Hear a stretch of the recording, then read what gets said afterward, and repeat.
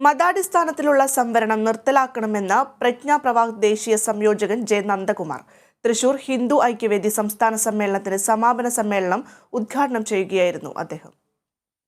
ഹിന്ദു ഐക്യവേദി 20ാം സംസ്ഥാന സമ്മേളനത്തിന്റെ ഭാഗമായി തേക്കിൻകാട് മൈതാനിയിലൊരുക്കിയ വേദിയിലായിരുന്നു പൊതുസമ്മേളനം. സമ്മേളനത്തിന്റെ ഉദ്ഘാടനം പ്രജ്ഞാപ്രവാഹ് ദേശീയ സംയോജകൻ ജെ നന്ദകുമാർ നിർവഹിച്ചു. സംവരണം മതാധിഷ്ഠിതമാവരുതെന്ന് ആദ്യം പറഞ്ഞത് അംബേദ്കർ അടക്കമുള്ളവരാണ്. സാമ്പത്തിക വിദ്യാഭ്യാസ അടിസ്ഥാനത്തിൽ പിന്നോക്കം നിൽക്കുന്ന സമൂഹത്തിനാണ് സംവരണം വേണ്ടത്. മതാടിസ്ഥാനത്തിലുള്ള സംവരണം നിർത്തലാക്കണമെന്നും അദ്ദേഹം പറഞ്ഞു.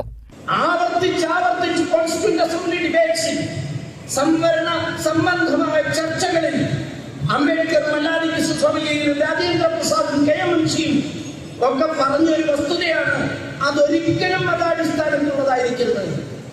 എന്താ കേരളത്തിൽ നടക്കുന്നത്? കേരളത്തിൽ ഇവിടെ ഒരു പ്രബല ന്യൂനപക്ഷത്തിന് വേണ്ടി മതത്തിന്റെ പേരിൽ സംവരണം നടത്തിക്കൊണ്ടിരിക്കുകയാണ്. ഹിന്ദു ഐക്യവേദി സംസ്ഥാന അധ്യക്ഷ കെ.പി. ശശികല ടീച്ചർ അധ്യക്ഷത വഹിച്ചു.